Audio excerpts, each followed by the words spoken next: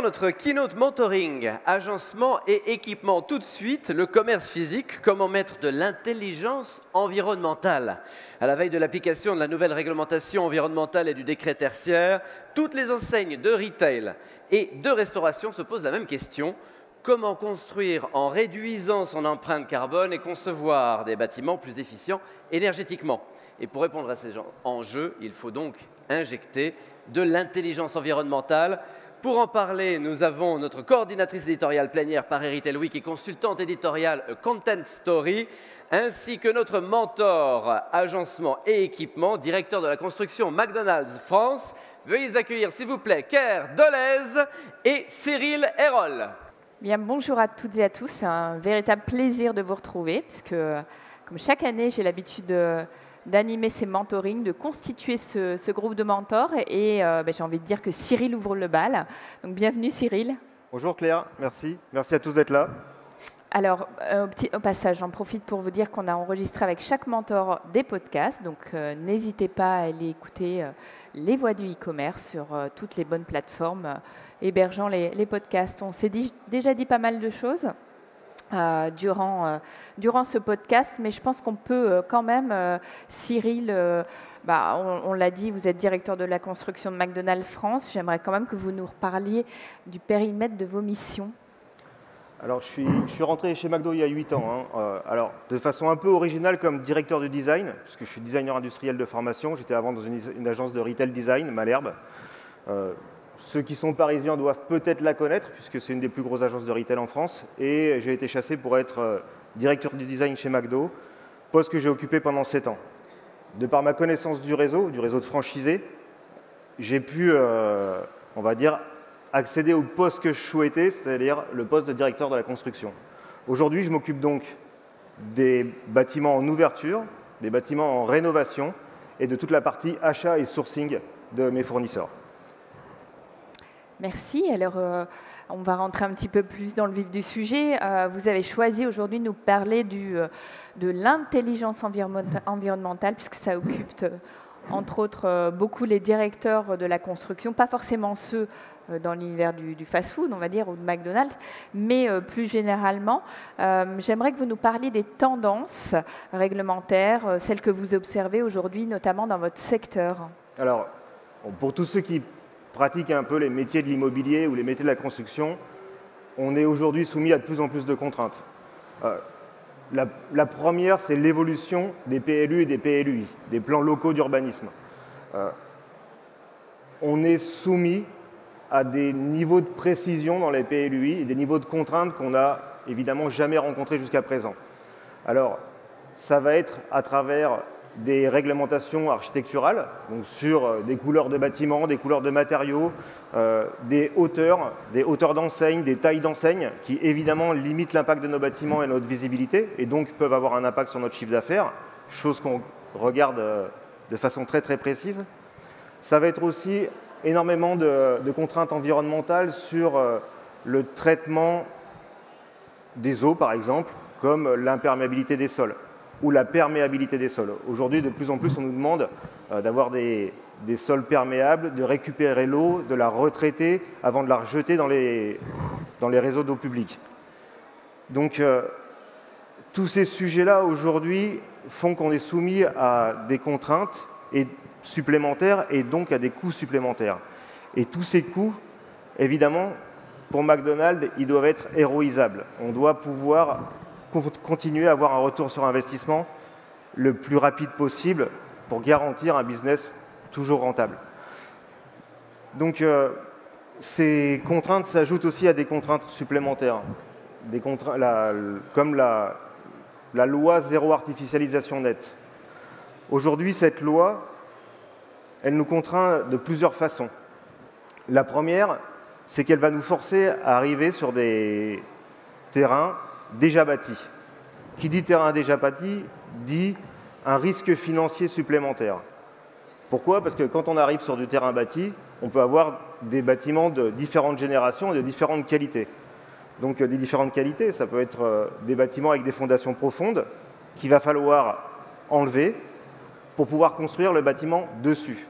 Et puis quand on fait des fondations profondes, on va souvent aussi découvrir des petites surprises, comme on dit dans le métier, c'est-à-dire de l'amiante, c'est-à-dire de la pollution par hydrocarbures, de la pollution amiantée, et qui, là aussi, impacte de façon énorme nos co-constructions. Donc, ça va être un très gros travail de préparation préalable, de sondage de sol, de diagnostic de sol, qui vont nous permettre de construire avec le meilleur équilibre financier. Cyril, vous avez aussi des contraintes lors des appels d'offres, notamment en termes de décor. Alors, pour tous les retailers, et je pense là, ça ne concerne pas que les restaurations et pas que la restauration rapide, de plus en plus, quand on répond à des appels d'offres, pour la SNCF, par exemple, Retail et Connexions, pour les aéroports ou pour les grands acteurs autoroutiers, on nous demande de plus en plus fréquemment d'avoir des restaurants qui sont 100% fabriqués en France. Alors évidemment, pour certains types de machines en cuisine, c'est un petit peu plus compliqué, surtout pour McDonald's, qui a des accords mondiaux avec des fabricants d'équipements américains. Mais pour ce qui est du décor, on a la chance de pouvoir fabriquer aujourd'hui une grande partie, voire 90% de nos décors intégralement en France.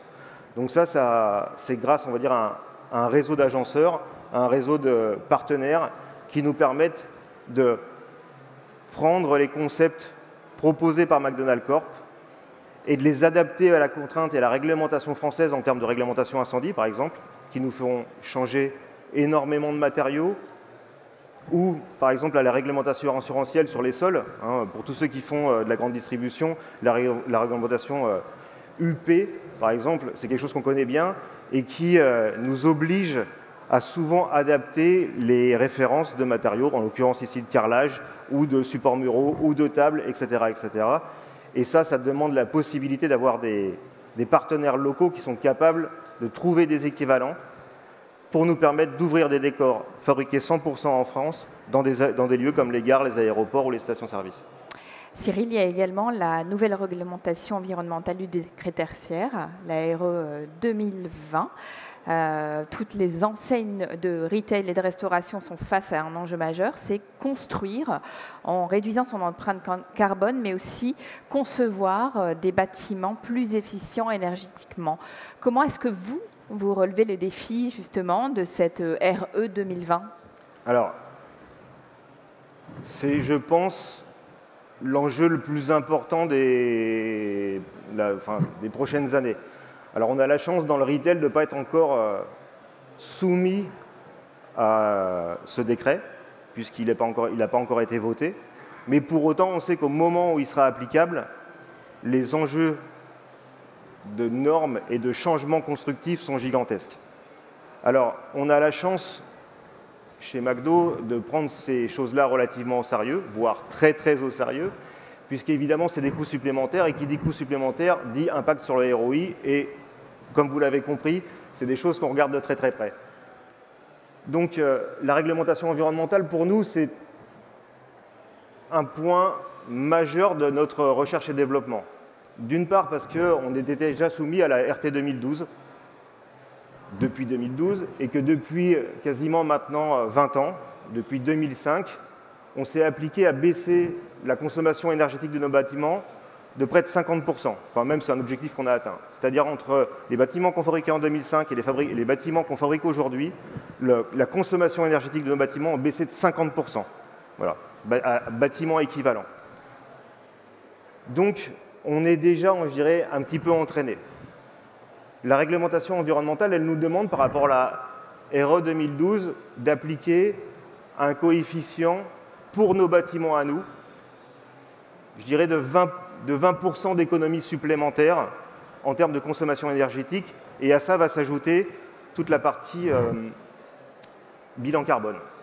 Donc, c'est des choses que la RT 2012 ne regardait pas avant, le bilan carbone. C'est-à-dire qu'on demandait de consommer moins, mais on ne demandait pas de savoir la masse de carbone qu'on consommait avant dans la fabrication des bâtiments. Donc à la fois de l'objectif de sobriété énergétique et une diminution de l'impact carbone.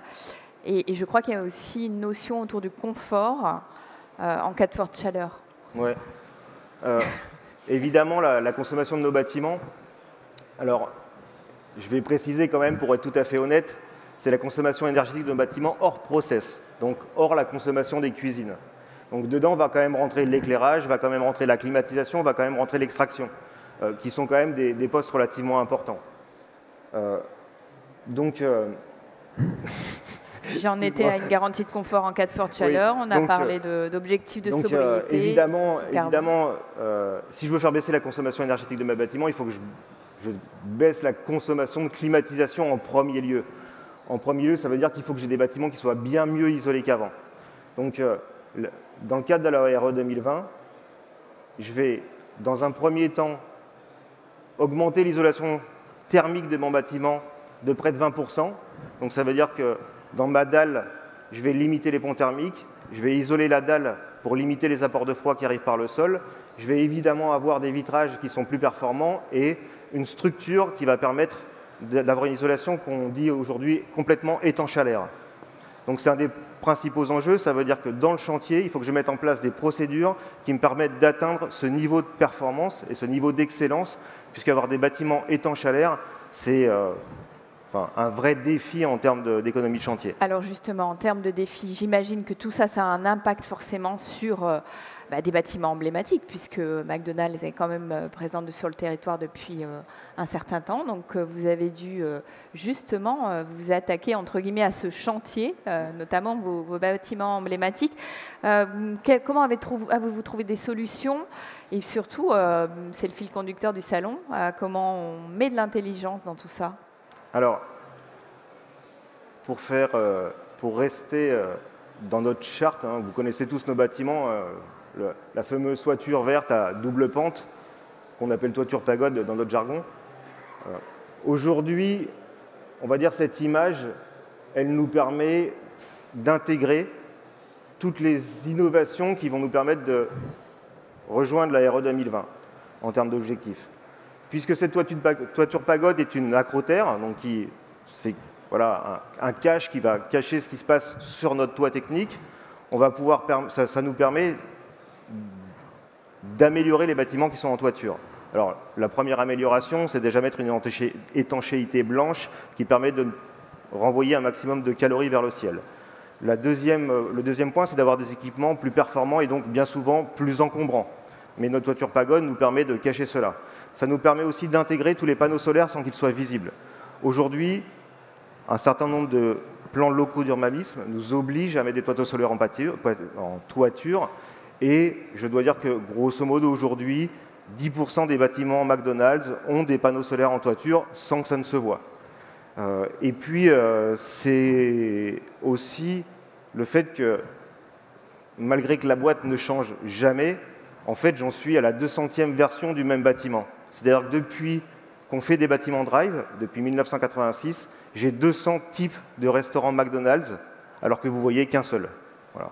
Donc ce que vous dites, c'est qu'il n'y a pas, finalement, nous, en tant que clients, on a l'impression qu'ils sont quasiment similaires, mais pas du tout. Ils ont chacun leur identité, leur structure, et vous devez penser véritablement chaque bâtiment pour le rendre efficace, entre guillemets, et qu'il réponde à ces normes. Donc en fait, notre enjeu, c'est de réussir à faire évoluer notre concept, de mettre de plus en plus d'intelligence dans la conception de nos bâtiments, tout en conservant une expérience complètement identique. C'est-à-dire que le parcours client, c'est-à-dire que la visibilité de nos restaurants, l'image de McDonald's ne doit pas changer. Pour autant, on a une évolution permanente des parcours clients, pourtant du design, pourtant des micro-détails de visibilité du bâtiment, mais vous, en tant que client, vous voyez toujours la même image McDonald's. Donc c'est cette intelligence qu'on met dans cette transition extrêmement lente qui nous permet d'optimiser année après année, voire mois après mois, qui nous permet d'agréger des couches d'intelligence sur notre conception et d'être toujours en optimisation à la fois financière et à la fois technique de nos bâtiments. J'allais y venir, parce que là, vous venez de nous parler finalement de cette analyse de cycle de vie, de l'approche architecturale, mais aussi des solutions techniques. Et il y a également un facteur qui est très important, en tout cas une étape, c'est celle du calcul des temps d'amortissement. Vous l'aviez un peu évoqué tout à l'heure. Alors, le but pour nous, c'est de trouver toujours la meilleure équation économique. Et pour avoir cette meilleure équation économique, on doit évidemment avoir plusieurs modèles de bâtiments. Donc aujourd'hui, dans les bâtiments en ouverture, j'ai 3 tailles de bâtiments. Évidemment, un petit, un moyen et un grand. Voilà. Rien de très exceptionnel. Et pour autant, ça va nous permettre de toucher des marchés avec des chiffres d'affaires prévisionnels extrêmement différents. Voilà, aujourd'hui, en fonction de la taille de nos bâtiments, on va évoluer sur des chiffres d'affaires en première année qui vont tourner entre 2 millions et 4 millions. Voilà, de chiffre d'affaires annuel. Donc, ces différentes tailles de bâtiments vont nous permettre de capter plus ou moins de clientèle et d'avoir, en fonction du nombre de clients prévisionnels, de construire l'outil le plus efficace et le plus adapté. Et donc, il y a également un point assez particulier, c'est l'efficacité opérationnelle. Donc, ces différentes tailles de bâtiments vont évidemment nous permettre d'améliorer l'efficacité opérationnelle. C'est simple, mais si vous construisez un bâtiment plus grand, vous pouvez accueillir plus de clients. Vous pouvez en asseoir plus, évidemment. Vous allez mettre plus de phases de bornes dans le cadre d'un resto McDonald's, puisque aujourd'hui, 95% des clients faits en salle sont faits sur les bornes. Et tout ça va vous permettre d'absorber un trafic supplémentaire, ce qui est une gageure en France, puisqu'on est un des rares pays où on conserve des rushs extrêmement forts. C'est-à-dire que 90% de notre actions sont faites entre 12h15 et 13h15 et entre 19h15 et 20h15. Le reste du temps, on est sur des bâtiments qui sont quasiment complètement vides. Ce qui n'est pas du tout le cas du reste de la restauration rapide et du reste du monde McDonald's. Et du coup, ça nous demande à la fois d'avoir des lobbies qui sont légèrement en surcapacité en construction par rapport aux autres pays du monde, et puis des cuisines aussi qui sont capables d'absorber plus de clients en même temps. Donc, en France, on construit toujours un petit peu plus grand que dans les autres pays du monde pour avoir cette capacité d'absorber notre flux de clients qui sont sur des pics extrêmement ciblés dans la journée. Cyril, en préparant cette interview, vous me disiez que finalement, McDonald's a aussi ses propres objectifs par rapport à tout ça, mais aussi ses propres contraintes, finalement, on peut se le dire. Alors, c'est vrai qu'on a la chance, en France, d'avoir la réglementation environnementale la plus contraignante au monde. Donc, ça nous oblige, quelque part, à prendre de l'avance sur nos collègues des autres pays McDonald's, puisque chaque réglementation est différente. Et donc, chaque bâtiment McDonald's dans le monde doit s'adapter à des réglementations différentes. Nous, la chance qu'on a, voilà, c'est qu'on est passé par la RTE 2012, qu'on prépare la RE 2020, ce qui nous permet d'être en avance de phase par rapport aux enjeux de réduction de carbone de McDonald's dans le monde. Comme je vous le disais, on a déjà baissé de 50% nos émissions. Et par rapport à 2024, on doit encore baisser de 25% d'ici 2030. Mais vu que la réglementation environnementale qui arrive en France nous demande à peu près les mêmes objectifs, on a déjà la liste de toutes les innovations qui vont nous permettre d'atteindre cet objectif qui est aussi un objectif de McDonald's. Donc, en plus de l'isolation des bâtiments, on a évidemment de la récupération de calories sur les groupes froids, on a aussi de la récupération de calories sur les hôtes, donc toute la chaleur des cuisines, on est en train de faire de la recherche et de développement pour savoir comment on peut récupérer cette énergie et la réinjecter dans notre bâtiment. On travaille aussi sur ce que la loi, quelque part, nous impose, mais sur lequel aussi on est en avance de phase, surtout la gestion technique des bâtiments et tout ce qui est les automates qui vont nous permettre de piloter la consommation énergétique de nos bâtiments, donc aussi bien l'éclairage intérieur qu'extérieur, que la climatisation, que l'allumage des lignes en cuisine, ce qui va nous permettre là aussi de piloter au mieux nos consommations et d'aller chercher les économies vraiment à la minute près dans le bâtiment.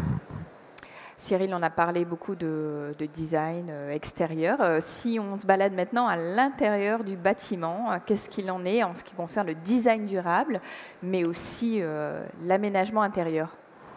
Bon, alors ça, c'est un petit peu mon dada, puisque vu que j'étais designer avant, c'est un sujet que je connais bien.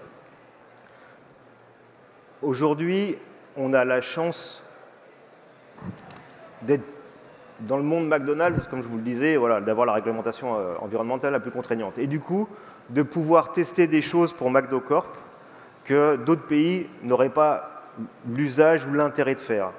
On a testé vous pouvez les voir, hein, puisque c'est 2 concepts qui ont été testés en France, enfin un concept qui a été testé sur 2 endroits en France, un à Carbone, près de Toulouse, et un autre à la Guerche de Bretagne, pas si loin de Rennes. On a testé 2 concepts dont on a fait en amont une analyse de cycle de vie et qui ont poussé le plus loin possible l'idée de démontabilité, de recyclabilité et de durabilité. Donc c'est des concepts sur lesquels tous les matériaux sont évidemment tracés, sourcés et ont tous des labels. Tout le mobilier est démontable pour être plus facilement recyclé ensuite et tous les matériaux utilisés sont soit issus de bois PEFC, soit de plastique déjà recyclé.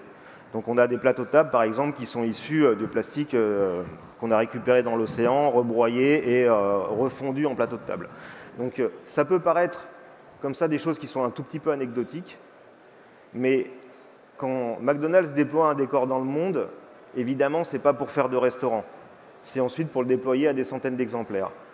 Donc ces tests qui sont aujourd'hui des tests, hein, qui sont des bâtiments pilotes et qui sont à l'épreuve de nos clients et donc avec nos contraintes de résistance, de durabilité qui sont extrêmement fortes, donnent, je dirais, de la consistance à des sujets qui aujourd'hui sont extrêmement durs à développer.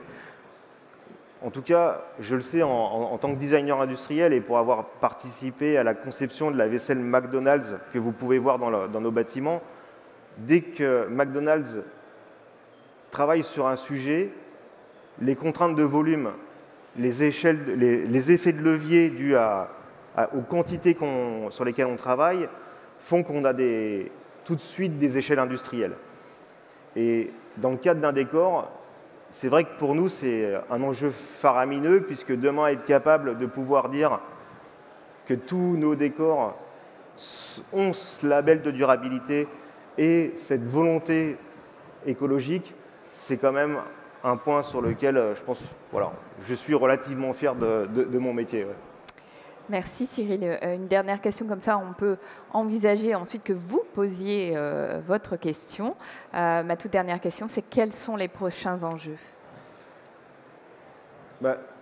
Ils sont nombreux déjà, mais on l'a bien compris. Mais j'ai envie d'aller plus loin encore, d'en savoir plus. En fait, les prochains enjeux, c'est le déploiement à l'échelle internationale. C'est-à-dire qu'à chaque fois qu'on travaille une solution technique, alors on a la chance, comme je vous le disais, d'être plutôt en avance de phase dans les autres pays de McDonald's, c'est que ce qu'on puisse faire, nous, en France, on puisse le mettre au service du système McDo. Donc, de toujours travailler avec l'idée que ce qu'on fait demain, aujourd'hui localement, on le fera demain dans le monde. Donc ça, c'est vrai que ça donne une vraie visibilité au travail qu'on fait localement, et puis ça permet de se projeter sur quelque chose de beaucoup plus ambitieux. Merci beaucoup. Est-ce que vous avez des questions à poser à Cyril? Alors, monsieur, alors on va vous donner un micro. N'hésitez pas en tout cas à vous lever et à vous présenter. On n'a pas encore un micro qui doit être là-bas, mais je peux relayer l'information. Oui, bien sûr.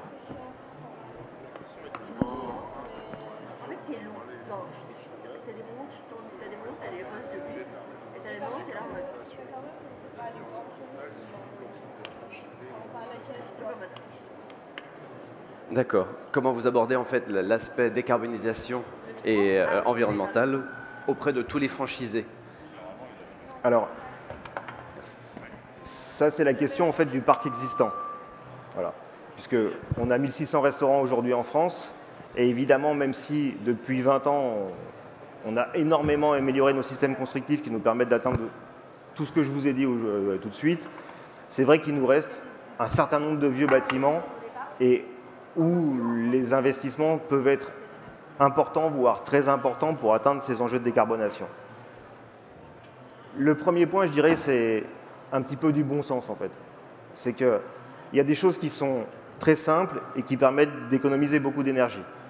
Le premier point, en fait, ça va être, enfin, nous, ce qu'on sait faire de plus simple et de moins cher, c'est peindre nos toitures en blanc. Alors, voilà, aujourd'hui, peindre une toiture en blanc, ça va nous coûter entre 5 et 10 000 euros. Et ça va pouvoir nous permettre d'économiser en fonction des régions entre 5 et 15% d'énergie, et surtout de préserver nos groupes froids. Voilà. Aujourd'hui, la stabilité des groupes froids en toiture, c'est un enjeu hyper important, parce que quand un groupe coupe, ça veut dire qu'on perd tous nos stocks, voilà, et que du coup, on met beaucoup de marchandises à la poubelle. Le principe, c'est que quand on a des toitures blancs, on baisse d'une dizaine de degrés la température en toiture, les groupes consomment moins, tirent moins, et nous permettent d'avoir voilà, cette stabilité, cette sécurité pour les équipes et les restaurants. Ça, c'est le premier point. Le deuxième point, c'est de travailler dans le cadre, quand on fait ce qu'on appelle un remodel, une rénovation des corps, voilà, on va en profiter pour limiter tous les ponts thermiques faciles d'accès. C'est-à-dire toutes les jonctions entre le mur et la toiture qui, sur les bâtiments qui ont été construits avant l'an 2000, c'est des choses qu'on ne regardait pas vraiment. Voilà, c'est plutôt des passoires énergétiques, on ne va pas se le cacher, comme tous les bâtiments du retail. Aujourd'hui, dans le cadre de travaux un peu plus importants, on se permet voilà, de proposer et préconiser aux franchisés ce type de solution. Ensuite, c'est d'utiliser ce qu'on a chez nous, une technologie qui s'appelle le ballon Riedel, qui permet de récupérer toutes les calories des groupes froids pour chauffer l'eau et donc d'avoir de l'eau chaude aujourd'hui dans nos restaurants qui est quasiment gratuite. Voilà. Et puis, c'est une optimisation en continu de nos groupes froids, de nos climatiseurs, voilà, nos rooftops, qui, au fur et à mesure des évolutions, consomment de moins en moins d'énergie. Il y a beaucoup d'autres solutions, mais je ne vais pas rentrer dans le détail. En tout cas, j'ai noté de l'intelligence sur la peinture blanche. Est-ce qu'il y a une question? Encore, il nous reste 1 minute. Une autre question. Allez, levez-vous, s'il vous plaît, si vous pouvez vous présenter. Et il y a une hôtesse qui va vous donner le micro. Merci beaucoup. C'est gentil. Donc, je me prénomme Philippe. Alors, une question. Avec votre passé de designer industriel, donc très créatif, et aujourd'hui une place dans un des plus grands conglomérats de standardisation qui existent sur la planète, qu'est-ce qu'il vous reste, vous, Cyril, comme place pour apporter quelque chose de nouveau dans l'organisation dans laquelle vous travaillez, dans le terme de design industriel? Alors, en fait, ça dépend comment on comprend l'idée de design. Si on comprend au sens de dessin EIN et donc de conception, enfin moi je suis super à l'aise et presque beaucoup plus heureux qu'avant. C'est-à-dire que malheureusement le design, et principalement dans le retail, c'est souvent resté un petit peu à la surface des choses. Voilà. Moi quand j'étais en agence, il y a Carrefour qui arrivait, Franprix, Intermarché, enfin voilà, El Corte Inglés. Et ils me disaient, faites-moi le concept de demain. Okay. Et puis au bout de 10 ans, on a déjà fait 40 concepts de demain. Et qu'est-ce qui a changé? La couleur sur les murs. Si je caricature un tout petit peu, hein. Même si on travaillait un peu le retail, le merchandising, la signalétique, etc. Mais les leviers pour aller au fond des choses, en règle générale, en design, on ne l'a pas. Quand on travaille la construction et qu'aujourd'hui je conçois des nouveaux types de bâtiments, je suis capable d'aller sur la structure du béton, sur la forme de la charpente bois, sur les réseaux de climatisation et l'optimisation des réseaux de climatisation, les longueurs de câbles électriques. Voilà, tout ça, ce qui va nous permettre à la fois de faire des économies et puis un petit peu comme à l'intérieur d'un iPhone, hein, de concevoir les choses de façon belle. Alors même si ça ne se voit pas pour le client, nous en termes d'efficacité, on y retrouve notre compte et moi en termes de design, j'y trouve énormément mon compte. Ouais. Merci beaucoup Cyril, merci pour vos questions. N'hésitez pas à retrouver Cyril sur le podcast Les Voix du e-commerce. Merci. Merci beaucoup Claire. Merci à tous.